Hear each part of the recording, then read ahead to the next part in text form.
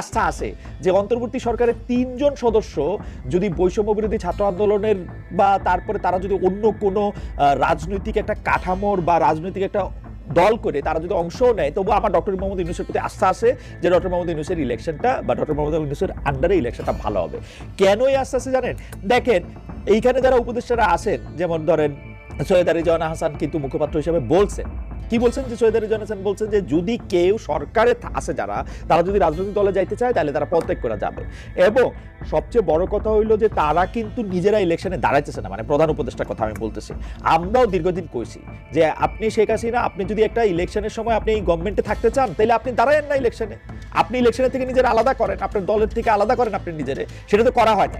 সুতরাং আমি মনে করি যে ডক্টর ইউনূসের প্রতি আমার এই আস্থা আছে। যদি এই ইলেকশন হয়, আরেকটা তত্ত্বাবধায়ক সরকারের আর দরকার নাই, এই ঝামেলা এই গ্যাঞ্জামের কোনো মানে হয় না, এবং আমি মনে করি যে ডক্টর ইউনূসের অধীনে একটা ভালো নির্বাচন হবে।